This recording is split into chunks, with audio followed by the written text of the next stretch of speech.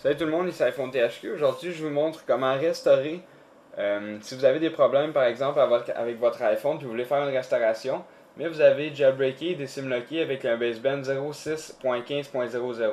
Puis on sait que quand on a augmenté le baseband 06.15.00, il y avait des contraintes.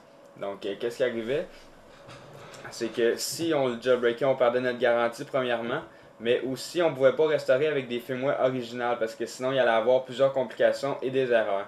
Donc moi, qu'est-ce que je vais faire aujourd'hui? Je vais vous montrer comment restaurer un iPhone 3G si vous êtes au firmware 4.1 ou 4.2.1 avec un baseband 0615. Donc si vous voulez voir pour les iPhone 3GS, vous avez juste à cliquer en haut ici sur la notation pour voir comment restaurer un iPhone 3GS en 4.1 et 4.2.1. Donc là, on va y aller pour un iPhone 3G. Moi, aujourd'hui, j'ai un iPhone 3GS parce que j'ai pas d'iPhone 3G, mais je vais vous montrer comment ça fonctionne pareil. Donc, premièrement, qu'est-ce que ça vous prend? C'est votre iPhone. Donc, c'est ça. Si je vous mets en mise en situation, vous êtes au firmware 4.1, vous avez jailbreaké, désimlocké, toute la kit. Puis là, vous avez des problèmes avec, puis vous voulez faire une restauration.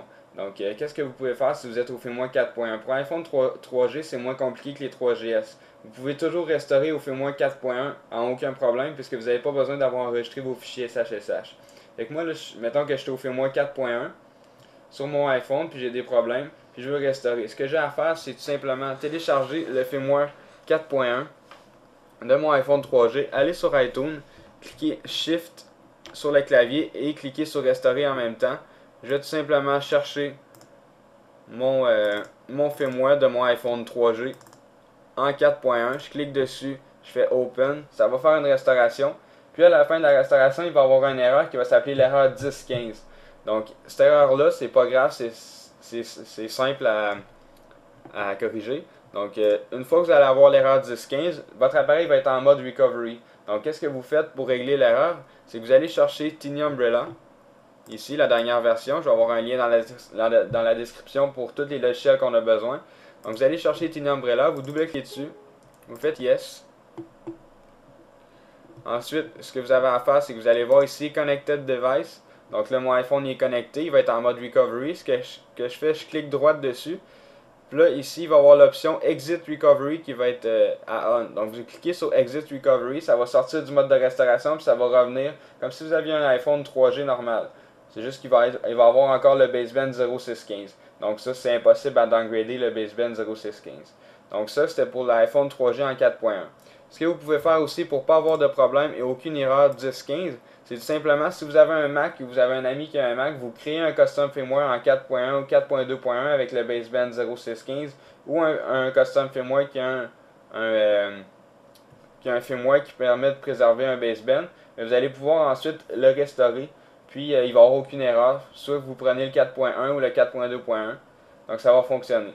Donc ça, c'est les deux options pour le iPhone 3G en 4.1. Si vous avez un iPhone 3G en 4.2.1, c'est la même chose. C'est juste que si vous voulez restaurer au 4.1, vous allez avoir une erreur 10.15. Ça va fonctionner pareil.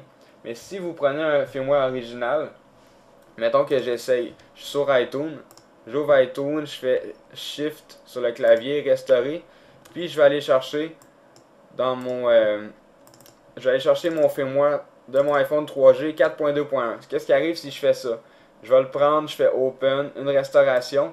Ce qui arrive, c'est qu'il va y avoir une erreur 10.15 aussi, mais dans le firmware 4.2.1, il y a une sécurité qui fait qu'on peut pas, je vais le dire en anglais, là, kick device out of recovery, le sortir du mode de restauration. On peut pas faire ça au firmware 4.2.1. C'est seulement le 4.1 qui permet de faire ça. Donc si vous restaurez avec un firmware original au 4.2.1, ça ne fonctionnera pas. Donc, le seul moyen, c'est de restaurer avec un firmware original au 4.1 ou de prendre un custom firmware 4.1, 4.2.1, créé avec Panage Tool, puis vous allez pouvoir restaurer.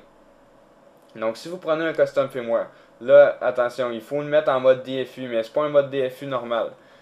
Pour que ça fonctionne correctement, ce qu'il faut faire, c'est le mettre en mode DFU. Un mode DFU qui est un mode DFU parfait qu'on appelle. Donc, ce qu'il faut faire, c'est tout simplement avoir Redsnow, la dernière version, Redsnow 0.9.6, la bêta 6. Vous double-cliquez dessus. Yes. Vous faites Browse. Vous allez sélectionner encore une fois, votre firmware que vous voulez. Donc, c'est là que vous êtes en ce moment. Donc, si vous êtes au 4.2.1, vous prenez le iPhone 3G 4.2.1, vous faites Open. faites le Processing Firmware, ça va faire le... ça va loader tout seul. Ensuite, là, il va être marqué IPSW Successfully Identified. Vous faites Next. Vous le laissez loader.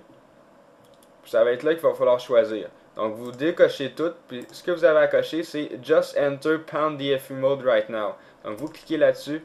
Vous faites Next. Vous suivez les étapes de Redsnow. Puis vous mettez en un mode DFU parfait qui accepte les custom firmware. Donc vous faites ça. Ensuite, une fois qu'il est fait, ça va être marqué que vous êtes prêt à accepter des custom firmware sur iTunes. Donc vous prenez iTunes. Je l'avais fermé. Donc vous prenez iTunes. Vous allez dans l'onglet de votre iPhone. Puis ce que vous faites, c'est tout simplement cliquer sur Shift, Restaurer. Puis vous allez chercher votre custom firmware du 4.1, 4.2.1. Ça fonctionne si vous êtes au 4.1 ou au 4.2.1, il n'y a pas de problème.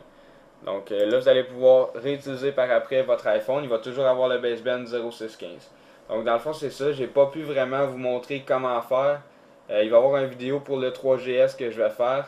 Que vous pouvez cliquer sur dans le bas dans la description ou sur la notation qu'il y avait au début de la vidéo. Pour aller voir comment ça fonctionne l'iPhone 3GS, je vais le faire vraiment. C'est juste que là, j'ai pas d'iPhone 3G, fait que je peux pas le faire. Donc dans le fond, c'est ça, c'est iPhone THQ pour vous montrer comment restaurer pour un iPhone 3G. N'oubliez pas de vous abonner à mon canal de YouTube juste en cliquant en haut sur le bouton s'abonner. Cela va vous permettre de recevoir toutes les prochaines vidéos que je vais mettre en ligne. Et visitez aussi le site internet iPodTouchUserPro.com. Merci beaucoup, au revoir.